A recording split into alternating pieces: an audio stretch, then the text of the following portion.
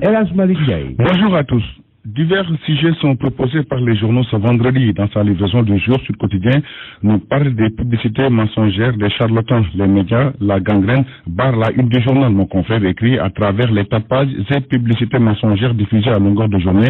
La presse sénégalaise est en train d'exposer les Sénégalais à de graves problèmes de santé publique.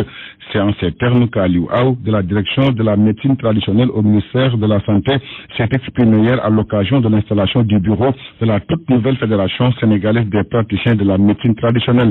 Il a même menacé de saisir le CORED, le CNRA et le SYNPICS.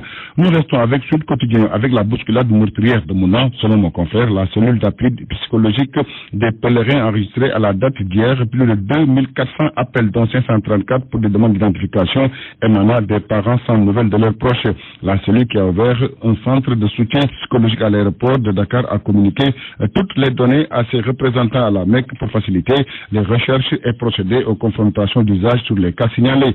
Son Excellence, Monseigneur Benjamin Ndiaye, archevêque de Dakar, a présenté ses condoléances à la communauté musulmane. À travers une note rendue publique, il témoigne son affection et celle de la communauté chrétienne. Écrit sur le quotidien, Grand Place nous apprend que le porte-parole de la famille Si Alamine a présenté ses condoléances et recommande des prières ce vendredi.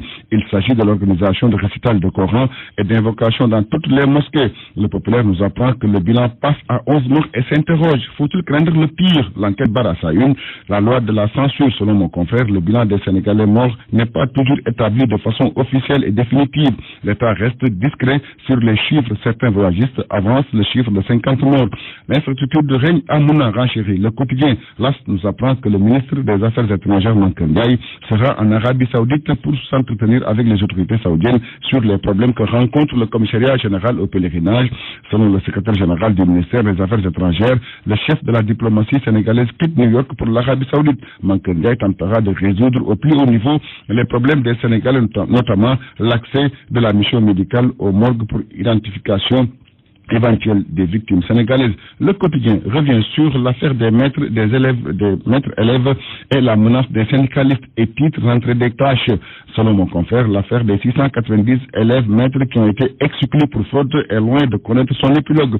Cela malgré la décision de la Cour suprême qui les a blanchis. Si au ministère de l'Éducation nationale, on attend la notification de l'arrêt pour interjeter appel, certains syndicalistes comptent porter le combat. Le quotidien aussi revenu sur l'université d'été du Cusems. L'observateur écrit les prémices d'une année scolaire à problème. Selon mon confrère, officiellement la rentrée scolaire a eu lieu hier sur l'ensemble du territoire national. Les enseignants et les personnels administratifs devront rejoindre les 5 et les élèves 2 jours après. Seulement, dans pratiquement toutes les régions, le constat est le même. Les écoles ne sont pas prêtes à recevoir enseignants et enseignants. Les eaux de pluie ont envahi les écoles dans d'autres lieux. Ce sont les sinistrés des inondations qui ont élu domicile dans les salles de classe. Nous restons avec l'observateur, avec Aliou Seck, le fils de John Seck, impliqué dans une affaire de faux de billets. Mon confrère écrit qu'il est bel et bien l'objet de recherche de la part de toutes les forces de sécurité du pays. Libération revient sur l'affaire de la fausse alerte de bombe à Radisson et titre les suspects perdus par des SMS. Un sport Afrobasket 2015 chez les dames. Le Sénégal affronte l'Angola en demi-finale ce vendredi à 20h15. Stade écrit encore une revanche à prendre pour les Lions. Les Lions ont éliminé hier les Aigles du Mali 57-38. Une belle revanche pour les Lions que les Aigles du Mali avaient éliminé en demi-finale aux Jeux africains. Jour de sport, nous replonge dans le match. Le coach des Lions, Tafagay, déclare dans Stade que battre le Mali n'est pas un exploit. Les réactions d'Aya Traoré et Mamdou Diouf à lire dans Stade. Football, match amical international Algérie-Sénégal le 13 octobre prochain à Alger. Jour de sport écrit menace sur toutes les lignes. Selon mon confrère, Aliou Cissé a ratissé large pour apporter plus de concurrence. Stade revient sur la non-sélection de Salif Sané et écrit les raisons du bruit. Merci, c'était tout. À vos journaux et bonne lecture à tous.